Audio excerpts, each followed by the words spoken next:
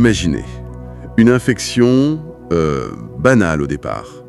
Mais le corps, au lieu de se défendre, il panique. Il surréagit si fort qu'il s'attaque lui-même. C'est ça le sepsis. Et là, c'est une course contre la montre. Chaque minute compte. Absolument. On parle d'une cause majeure de décès en réa. Entre 20 et 40% de mortalité pour le choc septique, la forme la plus grave. Notre analyse aujourd'hui, elle se base sur des documents médicaux de référence, sur le sepsis et le choc septique chez l'adulte, mais aussi l'enfant. Le but, extraire l'essentiel pour comprendre comment repérer ça vite et connaître les gestes qui sauvent. D'accord. Alors, première chose à clarifier. Le sepsis, ce n'est pas juste avoir une infection, c'est ça? C'est quoi la différence fondamentale? Ah oui, la différence est énorme. Une infection, bon, c'est un microbe qui est là. Le sepsis, c'est la réponse du système immunitaire qui part en vrille, qui devient complètement dérégulée. Et cette réponse se retourne contre les propres organes du patient, elle les endommage. C'est cette défaillance d'organes liée à l'infection qui définit le sepsis. Une réponse qui déraille. Voilà. Et le choc septique, c'est l'étape d'après, encore plus critique. Ok. Notre mission donc, comprendre les mécanismes, comment on le détecte vite, vous avez parlé d'un score, le QSFA. Oui, on va y venir.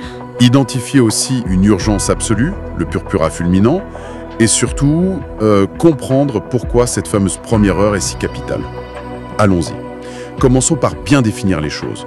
Le sepsis, c'est quoi exactement? Alors, sepsis égale infection, qu'elle soit prouvée ou juste suspectée, plus une dysfonction d'organes. Et attention, plusieurs organes peuvent trinquer. Le cœur et les vaisseaux, la tension qui chute, tachycardie, parfois des marbrures sur la peau. Les poumons, on respire très vite, polypnée, et le taux d'oxygène baisse, désaturation. Le cerveau aussi, confusion, une somnolence anormale. Les reins qui peuvent moins bien fonctionner, moins d'urine, oligurie, et la créatinine qui monte dans le sang. La coagulation aussi peut être touchée avec une baisse des plaquettes, thrombopénie, et même le foie peut souffrir, la bilirubine augmente. Et le piège, c'est que certains de ces signes, la confusion par exemple ou respirer vite, ça peut apparaître avant la chute de tension. On peut donc avoir un sepsis déjà sévère sans être encore en état de choc techniquement parlant. Exactement, c'est un point très important. Le choc septique, lui, a une définition plus stricte. C'est un sepsis où, même après avoir perfusé des liquides, le remplissage vasculaire, comme on dit, il faut quand même utiliser des médicaments spécifiques, les vasopresseurs, type noradrénaline, pour maintenir une pression artérielle moyenne, la PAM, au-dessus de 65 mm de mercure. Et en plus de ça, le taux de lactate dans le sang reste élevé, au-dessus de 2 millimoles. Ça, c'est un signe que les cellules souffrent, qu'elles manquent d'oxygène. Donc, le diagnostic de choc, il est posé après cette première tentative de remplissage. Mais l'alerte, elle, doit être donnée bien avant. Ah oui, surtout pas attendre. Il ne faut pas attendre ce stade pour réagir, quoi. C'est le message clé. L'urgence, c'est dès la suspicion de sepsis. Pour comprendre pourquoi ça déraille comme ça, en gros, il y a 3 problèmes majeurs qui s'accumulent. D'abord, une réponse immunitaire qui s'emballe complètement. Le fameux orage cytokinique. C'est un peu comme si les défenses devenaient folles. L'immunité qui devient l'ennemi. En quelque sorte, oui. Deuxièmement, un problème au niveau du métabolisme cellulaire. Les cellules n'arrivent plus à bien utiliser l'oxygène, l'énergie, ça dysfonctionne de l'intérieur. Et troisièmement, un état de choc qu'on appelle distributif. En simplifié, les vaisseaux sanguins deviennent trop larges, perméables, la pression baisse, le liquide fuit vers les tissus et le cœur peine à compenser. Ça donne une idée de la cascade de problèmes. Alors justement, face à un patient infecté, comment on repère vite ceux qui risquent cette dérive dangereuse, surtout hors de la réanimation? C'est là qu'intervient cet outil très utile, le QSOFA, Quick SOFA. C'est fait pour ça, un dépistage rapide. 3 critères simples à vérifier. Ah oui, lesquels? Ceux qu'il faut vraiment avoir en tête? Oui, c'est facile. 1. La fréquence respiratoire. Est-ce que la personne respire vite, genre 22 fois par minute ou plus? 2. La pression artérielle systolique, la maxima. Est-elle basse, à 100 mm de mercure ou moins? Et 3. L'état de conscience. Est-ce que la personne est confuse, désorientée, moins alerte? Ça se mesure avec le score de Glasgow s'il est inférieur à 15. Et comment on interprète ça? C'est très simple. Chez quelqu'un qu'on suspecte d'avoir une infection, si au moins 2 de ces 3 critères sont présents, le QSOFA est donc supérieur ou inférieur à 2. Et là, ça doit immédiatement faire suspecter un sepsis. Ça allume le voyant rouge et ça déclenche une prise en charge urgente et spécifique. D'accord. Les sources mentionnent aussi un autre signe important, qui n'est pas dans le QSOFA, mais qu'il faut chercher. Oui, les marbrures. Ce sont ces espèces de dessins violacés, un peu en réseau, qu'on voit sur la peau, souvent autour des genoux par exemple. Ça montre que la microcirculation, l'irrigation des tout petits vaisseaux, se fait mal. C'est un signe de mauvaise perfusion des tissus, donc un signe de gravité. Faut vraiment y penser et les chercher. Et contrairement au purpura, ça s'efface quand on appuie dessus, c'est ça? Exactement. C'est une différence importante avec le purpura dont on va parler. Les marbrures blanchissent à la pression. Bien noté. Bon, on suspecte un sepsis. L'étape d'après, c'est trouver l'origine de l'infection, la porte d'entrée. Pourquoi c'est si important? Ah, c'est crucial. Pour 2 raisons principales. D'abord, ça guide le choix des antibiotiques. On ne met pas les mêmes pour une infection pulmonaire ou urinaire, par exemple. Et ensuite, parce que parfois, il faut intervenir directement sur le foyer, drainer un abcès, enlever un cathéter infecté, opérer une péritonite. C'est le contrôle de la source. Sans ça, les antibiotiques seuls risquent de ne pas suffire. Logique. Et c'est quoi les portes d'entrée les plus fréquentes? Où est-ce qu'on cherche en premier? En numéro 1, et de loin, ce sont les poumons, pneumonie, etc. Ça représente à peu près la moitié des cas de sepsis. Ensuite, vient le digestif, le ventre, péritonite, infection des voies biliaires. Ça, c'est autour de 20%. Après, on a les voies urinaires, une infection du rein, pyélonéphrite par exemple, environ 10%. Puis les infections sur cathéter veineux, autour de 5%. Et plus rarement, la peau, les méninges, moins de 5%. Mais parfois, on ne trouve rien tout de suite. C'est pas si évident. Oui, ça arrive. Parfois, la porte d'entrée n'est pas claire au début. Dans ce cas, il faut élargir les investigations, faire des examens plus poussés pour débusquer une infection cachée. On a parlé des signes d'alerte, QSOFA, marbrure, mais il y a une situation qui est décrite comme une urgence absolue, un vrai branle-bas de combat, le purpura fulminans. Oui, Comment on le reconnaît celui-là? alors là, c'est l'urgence vitale immédiate, faut avoir l'œil. Le purpura fulminans, c'est n'importe quelle lésion purpurique, donc une tache rouge sombre violacée, qui ne disparaît pas quand on appuie dessus. Et qui est soit nécrotique, c'est-à-dire avec un aspect noirâtre de mort de la peau, soit échymotique, comme un bleu, et qui fait plus de 3 mm. Tout ça, bien sûr, dans un contexte de fièvre ou d'infection suspectée. Il faut vraiment déshabiller entièrement le patient et chercher partout. Et si on voit ça? La réaction doit être immédiate. Zéro délai. Vraiment. La conduite à tenir est claire, nette et ultra urgente. C'est l'injection sans attendre d'une dose d'antibiotiques puissants. Idéalement, 2 grammes de céfotaxime ou de ceftriaxone, ce sont des C3G par voie intraveineuse. Si on n'a pas de veine tout de suite, on fait en intramusculaire. Vraiment en dernier recours, si on n'a rien d'autre sous la main, de l'amoxicilline. Et en même temps, on appelle le SAMU ou les SMUR pour un transfert direct en réanimation, sous surveillance médicale. Chaque minute compte. C'est glaçant. Quels sont les microbes qui causent le plus souvent cette forme foudroyante? Il y en a surtout 2 qui sont redoutables, le méningocoque, Neisseria meningitidis, et le pneumocoque, Streptococcus pneumoniae. Heureusement, c'est rare, mais la mortalité est terrible, autour de 40%.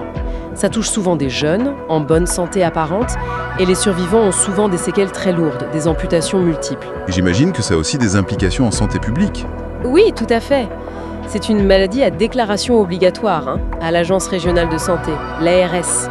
Et si c'est un méningocoque, il faut rechercher les contacts proches du malade pour leur proposer un traitement préventif, des antibiotiques et une vaccination pour éviter d'autres cas. C'est très important. Revenons au cas plus général du sepsis suspecté, disons sur un QSOFA élevé. Une fois l'alerte donnée, quels sont les examens à faire en urgence? Le but est double.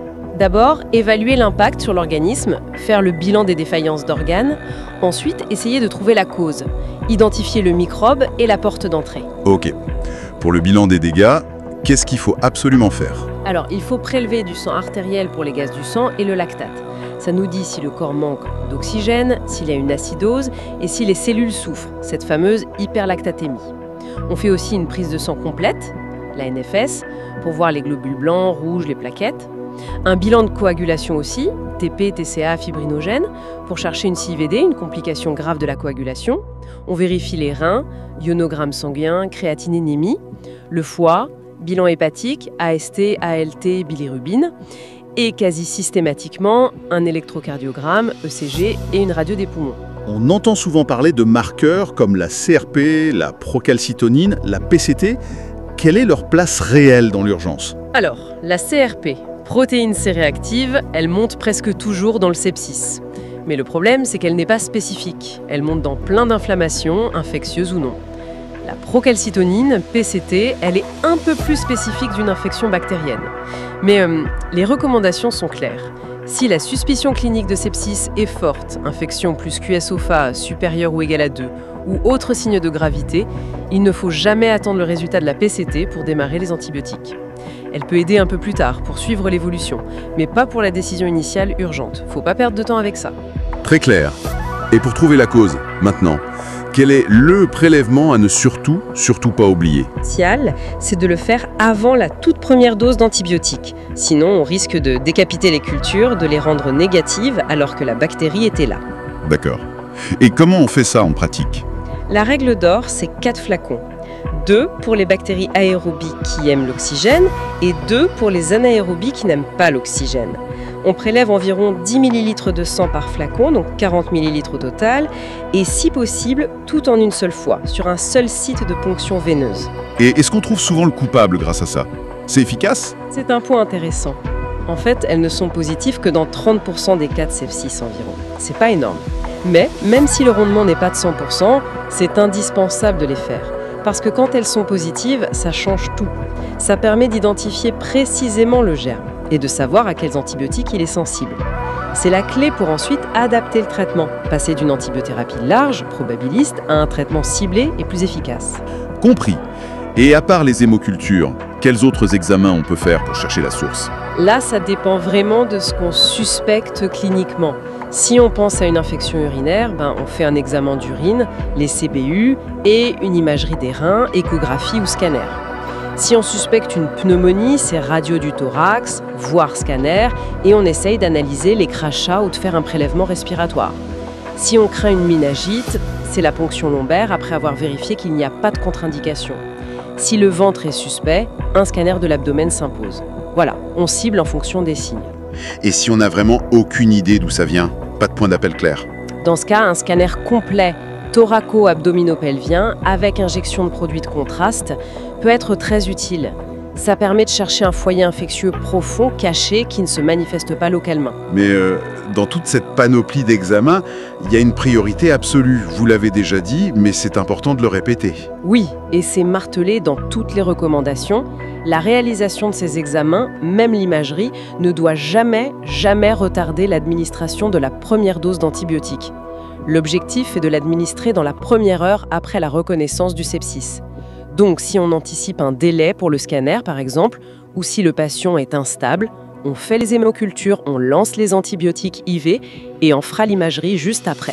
L'antibiothérapie précoce, c'est la priorité numéro 1 après les hémocultures. On arrive donc au cœur du sujet, la prise en charge immédiate, cette fameuse heure d'or. Concrètement, simultanément, qu'est-ce qu'on doit faire? Faut agir sur 2 fronts en même temps, vraiment en parallèle. Premier front, soutenir les organes qui flanchent, avec la priorité à la circulation, l'hémodynamique, stabiliser le patient. Deuxième front, attaquer l'infection le plus vite possible avec les antibiotiques. Faut pas choisir, faut faire les 2 en même temps. Ça veut dire quoi? Dès qu'on suspecte le sepsis, c'est la mise en condition. Brancher le patient au scope, surveillance continue du cœur, de la tension, de la saturation en oxygène. Donner de l'oxygène pour maintenir une bonne saturation, au-dessus de 95%. Poser 1, voire 2 bonnes voies veineuses périphériques de bon calibre. Et si la tension est basse ou s'il y a des signes de mauvaise perfusion, comme les marbrures, alors il faut perfuser rapidement des liquides.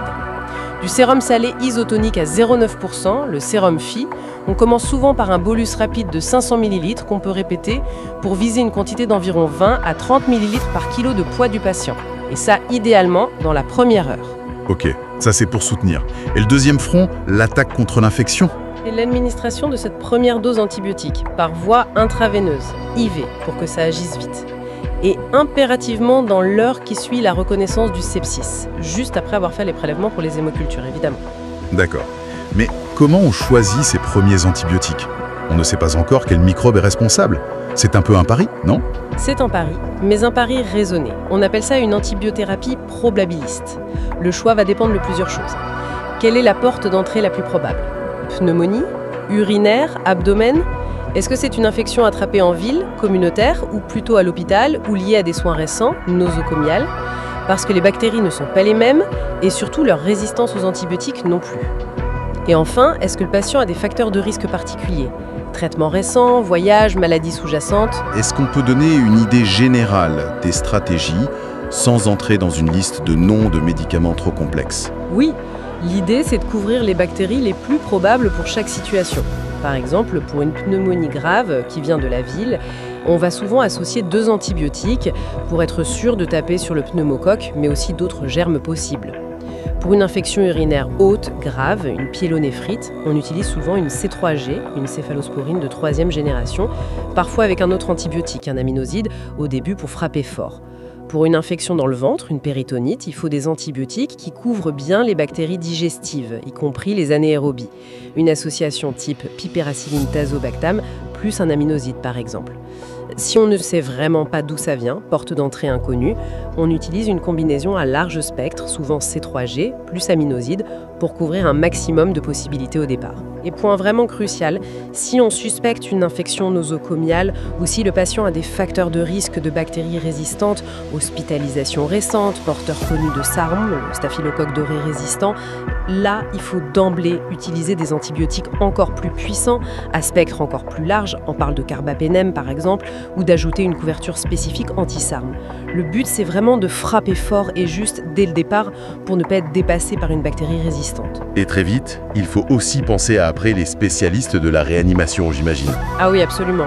Le plus tôt possible. Dès que le sepsis est suspecté et que les premières mesures sont lancées, il faut contacter le réanimateur. La plupart du temps, ces patients vont avoir besoin d'une surveillance très rapprochée et de traitements spécifiques qu'on ne peut faire qu'en réanimation ou en unité de soins intensifs. C'est un peu le dicton, hein. Le sepsis se dépiste partout, mais il se traite en réanimation. Une fois que ces premières actions vitales sont enclenchées et que le patient est potentiellement en réa, qu'est-ce qui se passe ensuite?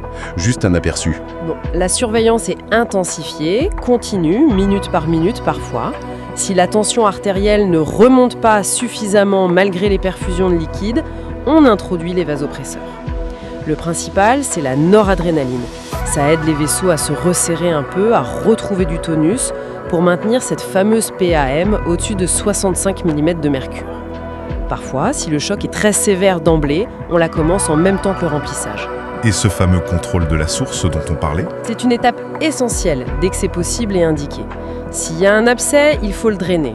Si c'est une infection sur une prothèse ou un cathéter, il faut l'enlever. Si c'est une péritonite, il faut opérer. Si c'est une infection urinaire bloquée par un calcul, il faut mettre une sonde pour dériver les urines. Ça demande souvent une collaboration étroite entre le réanimateur, le radiologue interventionnel, le chirurgien, l'endoscopiste parfois.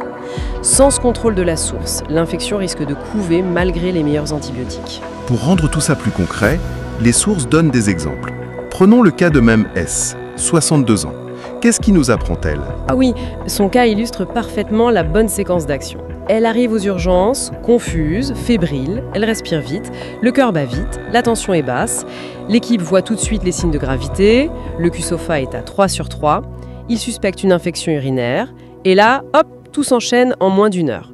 Monitoring, oxygène, voie veineuse, les prises de sang complètes avec gaz du sang et lactate, les 4 hémocultures, le CBU, le remplissage rapide avec 1 litre de sérum salé, l'administration des antibiotiques IV, une C3G et un aminoside, et l'appel au réanimateur. Tout ça, tac tac tac. Et l'évolution ensuite? Infection du rein, une pyélonéphrite, bloquée par un calcul. Comme sa tension reste basse malgré les liquides, elle est en choc septique. On lui met de la noradrénaline. Et un urologue intervient en urgence pour poser une sonde spéciale, une sonde JJ, pour drainer l'urine infectée. La leçon ici, c'est vraiment la rapidité de reconnaissance et l'enchaînement sans faille des gestes dans cette heure d'or. C'est ça qui a été déterminant pour elle. Intéressant. Il y a aussi un quiz sur un patient immunodéprimé, 56 ans. Quelle est la leçon principale de ce cas? Ce cas-là, il montre que chez certains patients, comme ceux qui ont très peu de globules blancs, les neutropéniques, trouver la porte d'entrée peut être plus compliqué. L'infection peut être liée à un cathéter central, par exemple. Ça souligne l'importance de faire des hémocultures aussi sur le cathéter. Et surtout, ça montre qu'il faut adapter l'antibiothérapie initiale au risque du patient. Ici, risque d'infection nosocomiale, donc il fallait d'emblée des antibiotiques à spectre plus large, qui couvrent des bactéries potentiellement résistantes comme le Pseudomonas, voire le SARM. Et l'imagerie doit aussi être large si on n'a pas de piste. Bref, il faut personnaliser la stratégie. Un autre cas, une personne âgée de 91 ans, confuse. Qu'est-ce qu'il faut retenir de ça, Jules? Ou s'il y a une autre cause évidente. Dans ce cas, une simple retention d'urine, un globe vésical, pouvait être la cause de l'infection urinaire et donc du sepsis. Il faut toujours penser à vérifier ça chez une personne âgée, confuse et fébrile. Le traitement initial va donc cibler l'infection urinaire et il faudra une imagerie des voies urinaires. La leçon, interpréter les signes dans le contexte de l'âge et des autres maladies du patient. Et pour finir avec les illustrations, il y a ce scénario tic-tac, qui compare la prise en charge par un interne, Alexandre, une bonne et une mauvaise approche. C'est assez parlant. Ah oui, c'est très frappant. Ça met vraiment en lumière l'impact dramatique du temps, la mauvaise prise en charge, l'interne tarde à voir la gravité, les examens prennent du temps, les antibiotiques sont donnés avec plus de 8 heures de retard, et le patient se dégrade.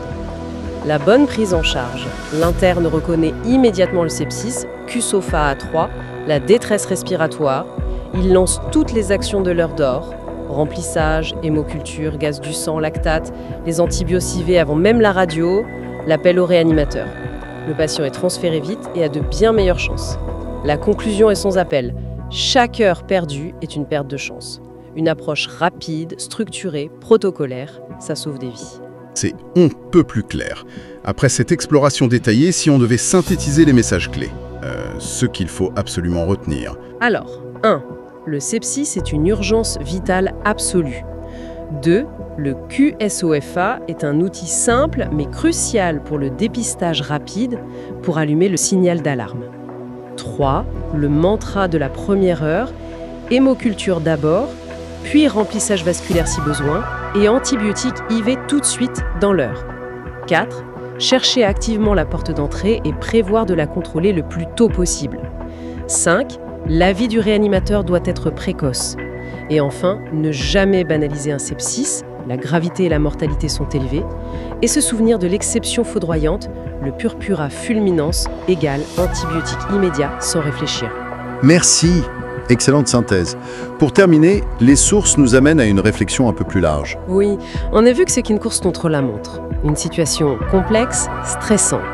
La question qui se pose, c'est comment on fait pour que tous les soignants, vraiment tous, que ce soit le médecin généraliste, l'urgentiste, l'infirmier ou l'infirmière en service, le spécialiste d'organes, comment faire pour que tout le monde ait le réflexe sepsis ? Comment s'assurer que cette vigilance, cette réactivité soit optimale partout, tout le temps ? Reconnaître vite le sepsis n'est pas juste l'affaire des réanimateurs ou des urgentistes, c'est une responsabilité collective. Ça demande peut-être des systèmes d'alerte, des formations continues, des protocoles encore mieux intégrés dans le quotidien de tous les parcours de soins. C'est un vrai défi. Une question essentielle, en effet, pour continuer à améliorer la prise en charge de cette pathologie redoutable. C'est sur cette interrogation que nous allons clore notre discussion approfondie sur le sepsis et le choc septique.